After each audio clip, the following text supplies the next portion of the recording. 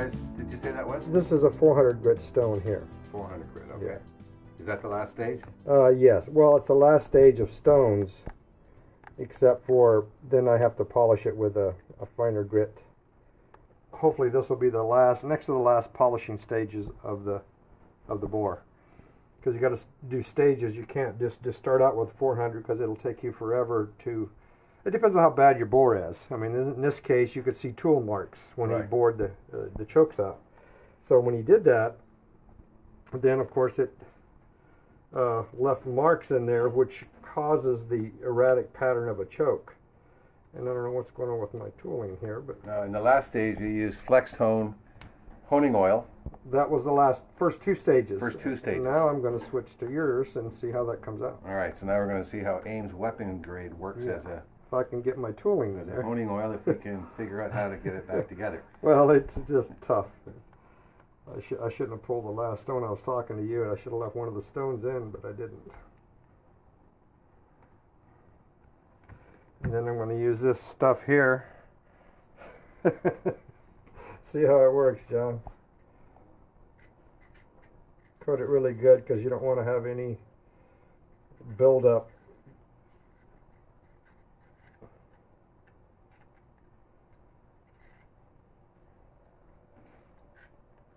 This is my first time for doing this, so we'll see how it works.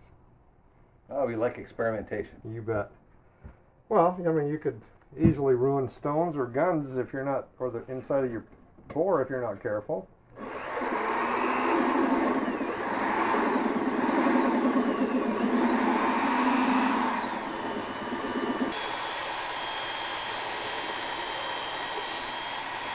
Actually, I feel you can hear less resistance in the cutting process with your oil than I did with the cutting oil. It's quieter, isn't it? Yeah, it's quieter. That's the first observation everybody makes, no matter what they use it on for drilling or tapping or cutting. Yeah. And it feels smooth. It even doesn't feel like it's building up, because you could feel the resistance if the oil was building up, but it's not. Well, the advantage with AIM is it reduces the spalling. Well, yeah. Right, so because it reduces spalling, it should produce a finer finish on the barrel.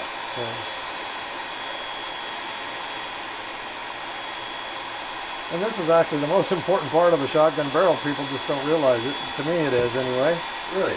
Oh yeah, because no matter what your gun condition is, or it could be the most beautiful gun in the world, if your chokes are not operating correctly, depending on what you're shooting, I mean, that's the whole part of a shotgun, is like the choking systems on the barrels.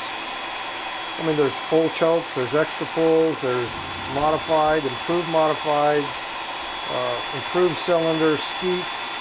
I mean, the choke diameter is the important part of the functioning of the shot pattern, depending on what you're shooting. Again, there's full chokes that are made for, you know, longer shots for like ducks, geese, that kind of thing. Then there's, if you're a hunting guy like me, I like open chokes. Improved cylinder, no more than a modified, but usually an IC choke, improved cylinder, or even a skeet choke. If you're hunting quail, like I do, a lot of quail, they're closed shots. So you want your patterns to operate correctly, and if you don't have a proper choke on the gun, it's just, you know, you're just wasting your time. Again, no matter what kind of gun it is, it could be a Mossberg, you know, $99 shotgun, but if you don't have a good choke on it, or if you do have a good choke, it shoots just as well as anything else.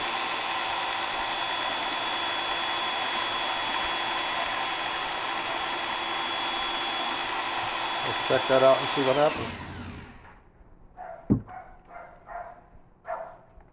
So you can see the goop build up. So it took the metal right out of it. Yeah. There's some more. So it didn't seem to scald the blades. Cleaned them pretty good. Okay. A lot of stuff came out of there. Let's hope it's all the correct stuff. And I'm sure it is. But it didn't, it was a real nice smooth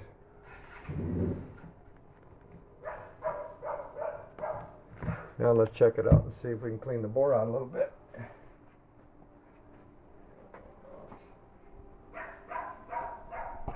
There's one more final step that I usually do on this after the 400 grit is use a either a very fine steel wool or something of that nature, just to give it its final polish. But look at that. See, there's hardly anything came out of the bore. It's all on the stones. Usually you get a lot of residue built up on the metal. For whatever reason, you don't have a lot of buildup on the metal at this point. It's all on the stone or around the stone area. Kind of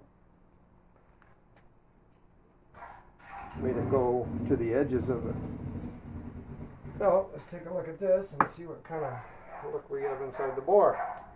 And again, that's the most important part to me, is how smooth that bore is. I said the last 3 inches is all I polished. The rest of the bore is a factory polished bore.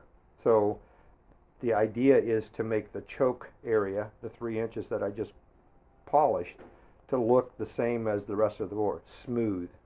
Okay. So you have a transition when your shot is coming out, your wad, when it goes through the barrel, when it hits your choke area of 2 to 3 inches, whatever that shotgun may have, you don't want a transition of all of a sudden it's very smooth, mirror polished, and then you hit an area that's rough, which this one was because of the tooling marks. When your shot cup hits that, you have a very smooth, and then all of a sudden a rough transition. You have no idea what your choke pattern is going to do. It's going to be very erratic. It may not be anywhere close to what you want it to be. And that's the problem he was having with this gun. So the polishing of the last 3 inches of it is replicating the polishing of the interior of the bore from here to here, factory polished. This is now polished to look like the rest of the bore, which it should. So that's the idea. So you're polishing metal with the stones to make it all polished, 100% mirror polish all the way down. So you're saying that having used the AIM Weapons CLP for that 3rd step, you don't have to do the 4th step? No, I don't have to do the 4th step, because usually I'll do the 3 steps like I normally would, 150 grit, start out with 150 grit, then I'll go to a 250 grit stone, then I'll go to a 400 grit stone, and then usually after the 400 grit stone, I will do the final polishing. It's a buffing stage, if you will, that will buff the choke area that I've just polished with the 400 grit. I'll usually use a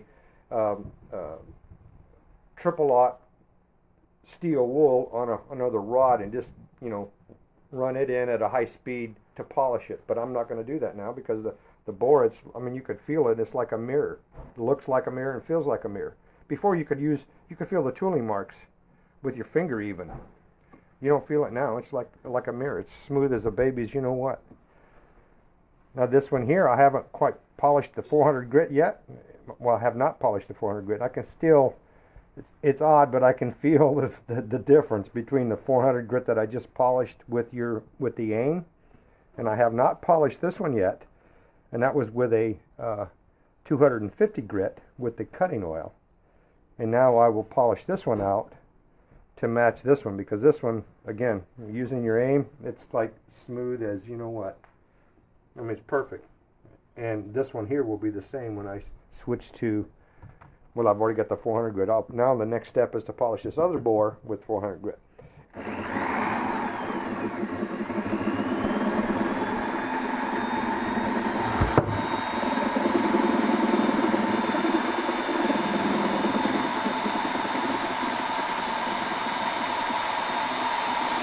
can feel it smoothing out already.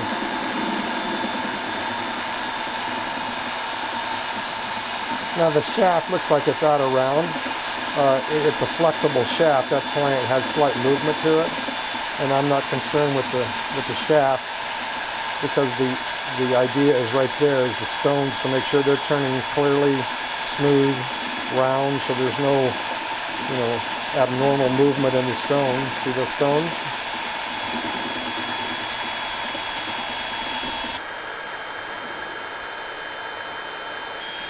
Did you notice whether or not this stage went a little quicker?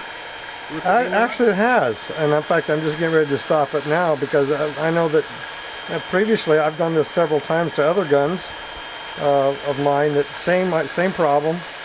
Unfortunately, the same gunsmith opened the chokes to my specifications and to the diameter anyway, and then got to notice, and this is a couple of years ago, I noticed I was having problems with one of my guns not you know, shooting correctly. At least I thought it was me. Of course, you always want to blame the gun, but I thought it was me, and come to find out, the gun that he opened up the chokes on had very rough tooling marks in them. And this particular gun here, same gunsmith did it for my buddy, or my hunting buddy, and he was having erratic patterns with one of the bores, and you could look at the bores and see that actually the top barrel, which I just got done polishing, was much rougher internally here than the lower barrel. So on his second shot, which is the upper barrel, it was given a very erratic pattern. And we got to looking at it when I was over at his house the other day, and I said, well, your bores are the same problem I was having, so let me polish them for you. So that's what I'm doing for him as a favor, because he's a really good shot. I mean, unlike myself, I'm a decent shot, but he's a very good shot, and if he's having problems, it's usually not him. So we're going to take care of it for him, I hope. This takes care of his problem. But see, the stones seem to be very good condition. Dirty, they're doing their job of cutting. That's what you're seeing there, is the debris from, part of that is the stone, that dirtiness, if you will, and part of it is metal. But it looks like the oil has done a very good job as far as protection goes. I mean, the stones are in really good shape. So good to go for another several bores, I hope. And again, I'm not a gunsmith, but I'm going to have to be one now if I want things done correctly. So, but let's take out the debris in here. We'll check the polish on this one. In fact, I'd like to squirt a little bit of that on there. Give it a protection at the same time, but it'll also help clean it.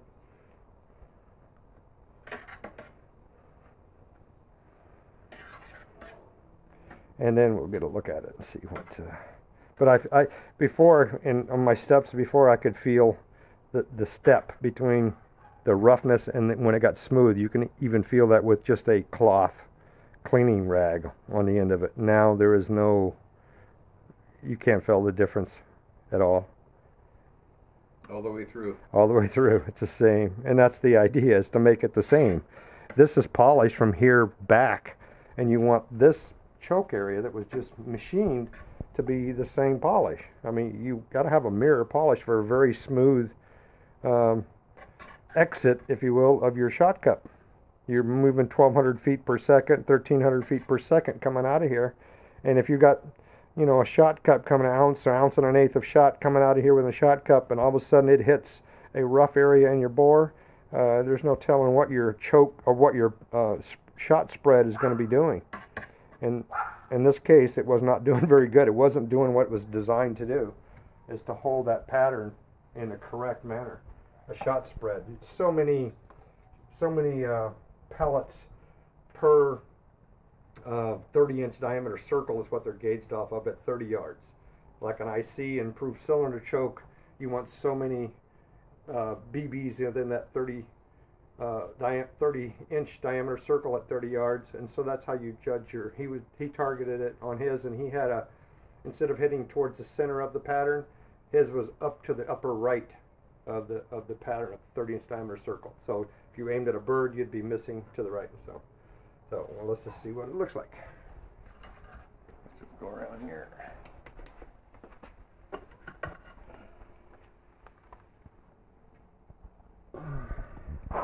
Baby's ass.